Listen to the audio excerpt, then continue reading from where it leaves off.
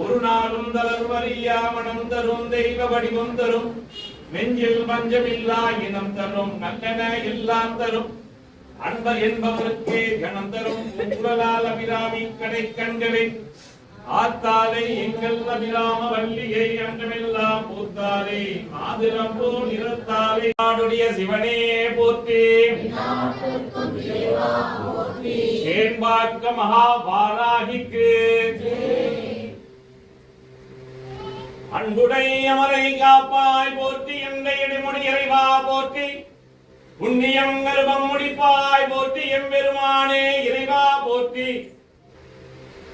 நாளும் மனிதனும் தேவா போற்றி போற்றி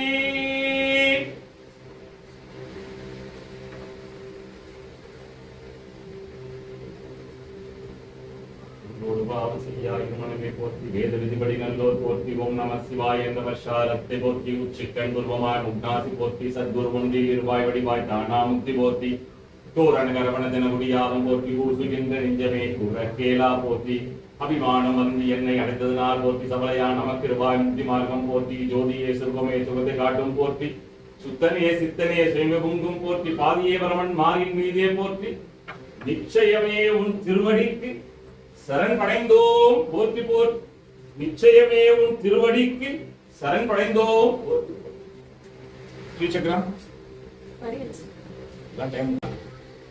வளர்பிறை பஞ்சமி ஒவ்வொரு மாசமும் இங்க வளர்பிறை பஞ்சமி தேய்பிறை பஞ்சமி எல்லாம் அபிஷேகம் அலங்காரங்கள் ஹோமங்கள் பூஜைகள் லலிதா பாராயணம் எல்லாம் நடந்து கொண்டே இருக்கிறது. இந்த காலத்துல இந்த நேரத்துல நம்ம அம்பால நல்ல பிரார்த்தனை பண்ணிப்போம். ஏன்னா அவ சந்தோஷமான இருக்கக்கூடிய காலம் இது. அவளுக்கு இவ்வளவு அபிஷேகங்கள்லாம் இவ்வளவு ஹோமங்கள் இவ்வளவு அபிஷேகங்கள் இவ்வளவு லலிதா பாராயணம் இதெல்லாம் பண்ண அவளுக்கு ரொம்ப சந்தோஷமா இருக்கும். இந்த கோவில்ல ரொம்ப விசேஷமானது எங்க சுவாமி என்ன பண்ணியிருக்காருன்னா அந்த காலத்திலே அவர் பிரதிஷ்டை பண்ண காலத்துல அம்பாளுக்கு சந்தானேஸ்வரின்னு பேர் வச்சு அது கூடிய ஸ்ரீ சக்கரம் வச்சிருக்காங்க. பராசக்தியானவளுடைய ரொம்ப விசேஷமானது ஸ்ரீ சக்கரம். அந்த ஸ்ரீ சக்கரத்துக்கு லலிதா பாராயணம் தான் ரொம்ப விசேஷம். அது என்ன காரணத்துக்காக தெரியவில்லை. கிட்டத்தட்ட ஒரு 5 வருஷம் இருக்குமா, 5 வருஷமா நாங்கள் லலிதா பாராயணம் பண்ணி அபிஷேகம்லாம் நடந்துட்டு இருக்கு. அப்போ அந்த ஸ்ரீ சக்கரத்துக்கு எதிராக ரொம்ப விசேஷம் அப்படின்னா லலிதா பாராயணம் தான். அப்போ இந்த கோவில்ல லலிதா பாராயணத்தோட கூடிய இந்த அபிஷேகம்லாம் நடக்கும்போது அம்பாள் சந்தோஷமா இருந்து நமக்கெல்லாம் அனுகிரகம் பண்றா. நினைச்ச காரியங்கள் எல்லாம் நல்லபடியா நடக்கும்.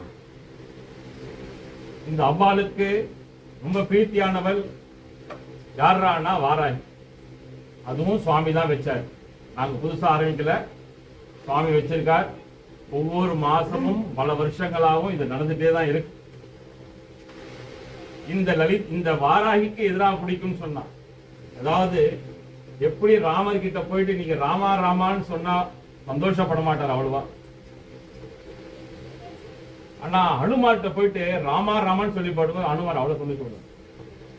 ராம நாமத்தை தவிர அவருக்கு ஒண்ணுமே தெரியாது. அவருக்கு சுவாசமே ராமநாமம் தான். இப்படிப்பட்ட அந்த ஒரு விசேஷமான லலிதா பாராயணம் இங்க நடந்துட்டு இருக்கு. அடுத்த மாசம் ஒரு அகண்ட லலிதா பாராயணம் நடக்கும். ஒவ்வொரு வருஷமும் நடக்கும். பிப்ரவரி மாசம் நடக்கும்.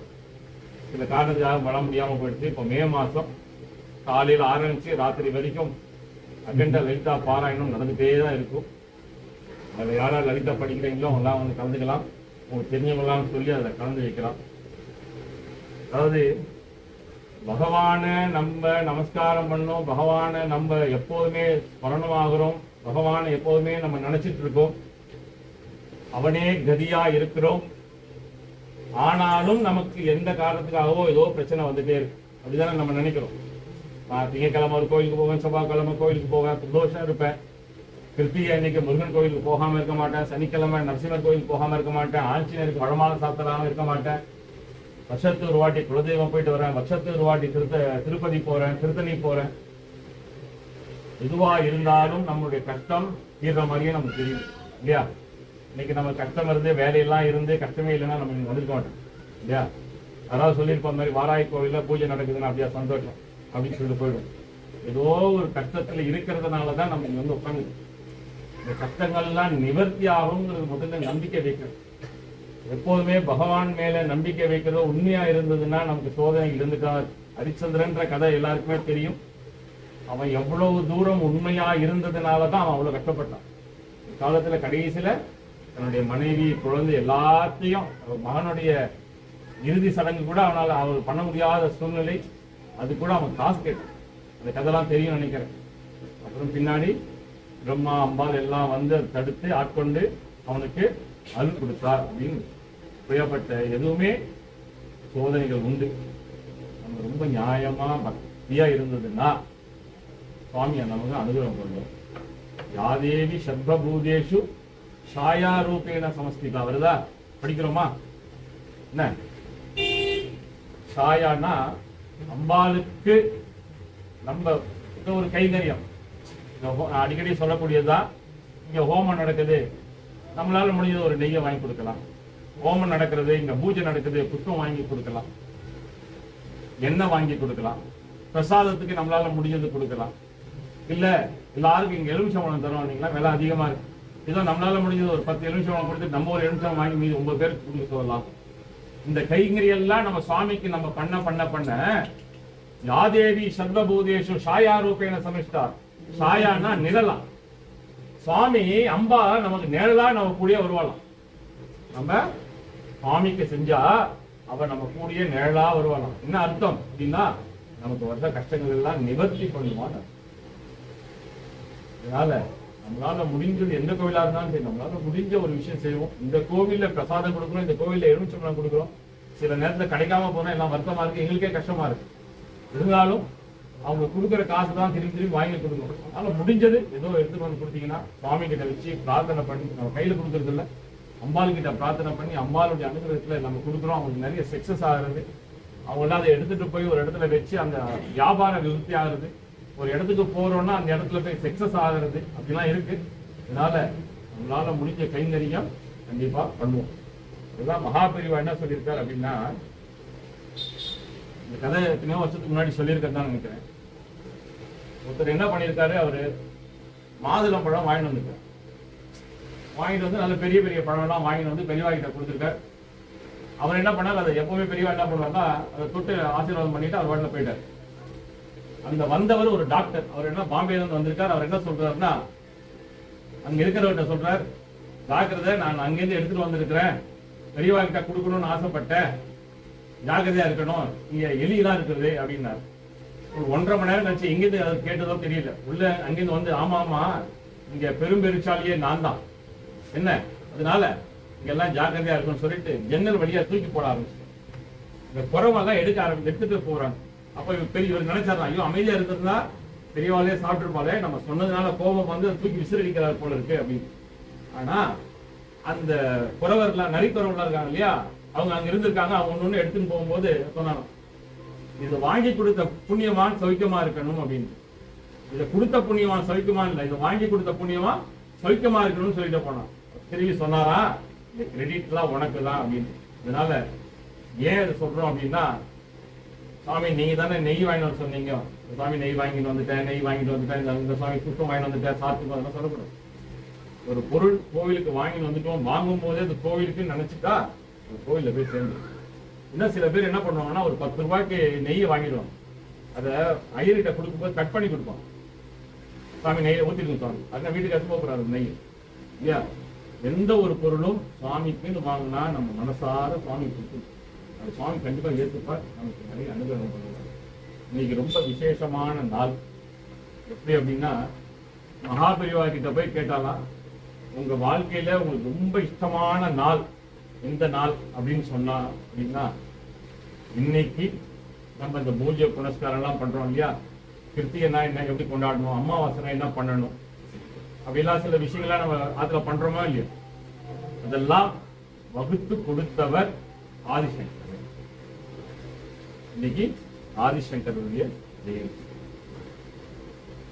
அதனால நமக்கு குருமாரா இருக்கக்கூடிய ஆதிசங்கரரை எல்லாரும் ஒரு நிமிஷம் பிரார்த்தனை பண்ணணும். நான் சொல்றது அப்படியே திரும்பி திரும்பணும். ஹர ஹர சங்கர ஜெய ஜெய சங்கர, ஹர ஹர சங்கர ஜெய ஜெய சங்கர, ஹர ஹர சங்கர ஜெய ஜெய சங்கர, ஹர ஹர சங்கர. கடை வச்சிருக்கார். அவருடைய அம்மா வந்து ஒரு 4 நாளைக்கு முன்னாடி கீழே விழுந்துட்டா. வீட்டிலேயே காலில் ரொம்ப அடி, ஆப்ரேஷன் பண்ணியிருக்கா. ஒரு 2 லட்சம் ரூபாய் செலவு பண்ணி ஆப்ரேஷன் பண்ணியிருக்கா. வயசானவா, ஒரு 86 வயசு. ரொம்ப வழியில கஷ்டப்படுறா. அந்த வழியெல்லாம் போதி அவங்க சொந்தமா அவங்களே எழுந்து நடந்து அவங்க வேலையெல்லாம் அவங்களே பார்த்துக்கணும் அப்படின்னு ஒரு நிமிஷம் பிரார்த்தனை பண்ணுவோம். நிறைய கைங்கரியம் பண்ற கோவிலுக்கு நம்ம ஏதாவது கேட்டா செய்யறார். அப்படிப்பட்டவருடைய மனசு ரொம்ப சஞ்சலமா இருக்கு. அந்த குடும்பம் அந்த சஞ்சலத்திலேருந்து விலகி போகணும். நமக்கு நண்பர் ஒருத்தர் வந்திருக்கார். அவர் வந்து என்னன்னா மகா பிரிவாக்கு ரொம்ப பிரீத்தியா இருக்கக்கூடியவர். கோபால்னு பேரு. அவருடைய பையனுக்கு கல்யாணம் ஆகணும் அப்படின்னு வந்திருக்கா. அதெல்லாம் சீக்கிரமா கல்யாணமாகி அவர் குழந்தை குட்டியோட சௌக்கியமா இருந்து எல்லாரும் நல்லபடியா இருக்கணும் பிரார்த்தனை பண்ணி மகா தீபாவளி அடுத்த பஞ்சமி இருக்கலாம். 25 புதன்கிழமை 25 புதன்கிழமை அடுத்த பஞ்சமி எல்லாரும் வந்து அதை கலந்து வந்து தீபாவளி அனுப்பலாம்.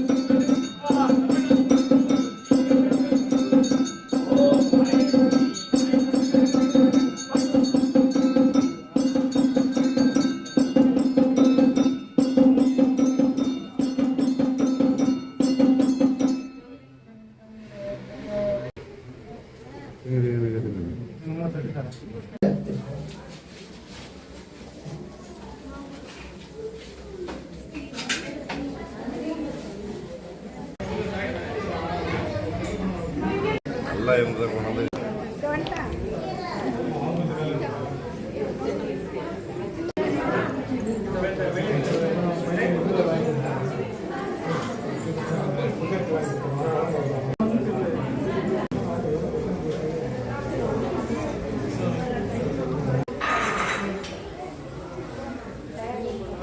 உங்களுக்கு பிடிச்சிருந்தா நம்ம மைண்ட் ப்ளோயிங் வேலூர் யூடியூப் சேனலை இது வரைக்கும் சப்ஸ்கிரைப் பண்ணாதவங்க சப்ஸ்கிரைப் பண்ணுங்க.